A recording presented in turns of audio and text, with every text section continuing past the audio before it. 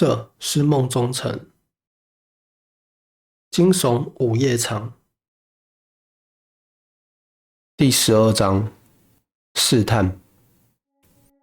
回到了宿舍，阿光在想要不要把今天的事情告诉王队长，他会相信吗？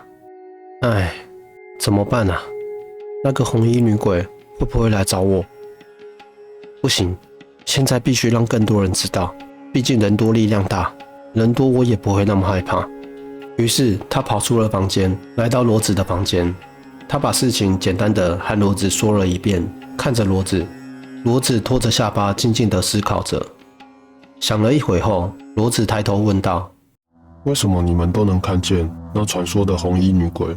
为什么我在这么久了都没见过，也没听说过？阿光没有心情去想那些，他着急地说：罗子，现在事情都发展到这个地步了，你能不能把你知道的全告诉我，就当是我求你了。说完，阿光双手捂住脸，罗子无奈地看着他，没有出声。这时阿光抬起头，表情凝重，神情呆滞，眼神空洞。阿光直直地望着前方，呆呆地说：罗子，你相信鬼上身这种事情吗？这句话顿时让罗子睁大眼睛，惊恐地看着阿光。这时阿光忽然笑了起来。罗子哥哥，你还记得我吗？阿光的表情忽然变得很妩媚，像一个女人，而且非常像罗子认识的那位女人。晴子，罗子倒吸一口气，连忙退后，颤抖着问道：大半夜的，你可别和我开这种玩笑啊！你……还没等罗子说完，阿光突然狂笑起来。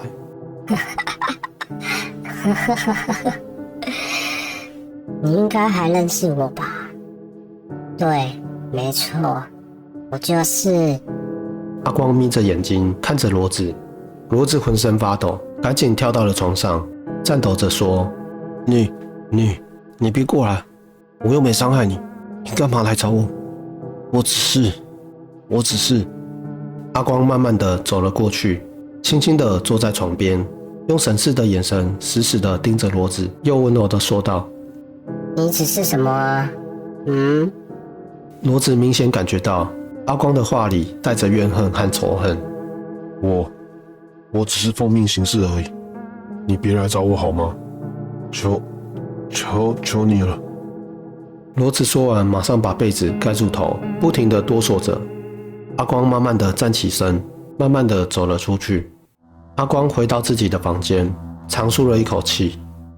看来罗子只是一个棋子而已，他已经没什么值得问的了。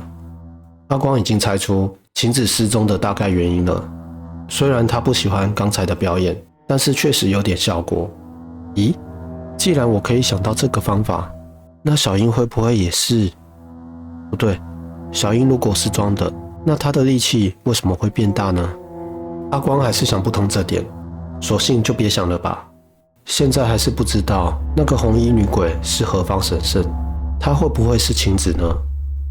看来要找个机会和阿健好好聊聊，他那应该会有其他的线索。隔天上班的时候，罗子一直心神不安的，只有阿光知道为什么。阿光心里又想笑，又觉得有点内疚，但是没办法，如果不用那方法，罗子肯定不会说真话的。下班的时候，罗子直接跑到2楼熊哥的办公室，找到熊哥，着急的说：熊哥，他来找我了。熊哥一脸疑惑：谁啊？熊哥不耐烦的问着：就晴子啊，昨晚他上了阿光的身，来找我了。晴子的事情和我一点关系都没有，我都不知道晴子为什么突然失踪了。你说他到底是死是活啊？罗子带着哭腔问着熊哥。熊哥先是愣了一下，想了想说：我老实告诉你，我也不知道他是死还是活。阿光今天想尽了办法，究竟要怎么和阿健提起红衣女人的事情，可是想了一整天，也想不到一个好的切入点。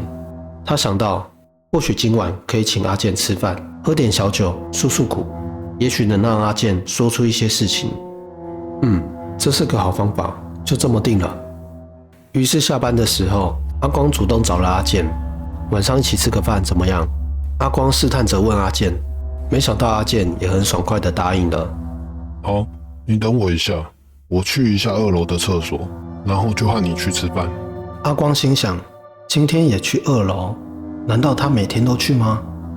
不对，应该不是每天都去，一定有什么原因。于是阿光让小英他们先回去，自己留在公司等阿健。等了一会，阿光决定上去看看阿健到底在搞什么鬼。于是阿光走上了2楼，2楼依然漆黑一片，只有厕所门口亮着昏暗的灯光。阿光悄悄地来到了女厕的门前，侧耳听着里面的动静。没错，里面果然响起了那首歌，而阿光隐约地闻到了香火的味道。阿健一定在里面烧香，要不要进去看看？阿光想着想着，忽然做了一个决定。这个方法可以直接问阿健关于那个红衣女人的事情。于是阿光走出了厕所，站在厕所的门前，大喊了一声：“啊！救命！”果然，除了楼下的服务人员上来之外，女厕的阿健也跑了出来。阿健惊恐地看着阿光，阿光用手指着厕所的门口，颤抖着说道：“有鬼！”服务人员马上吓得跑了下去。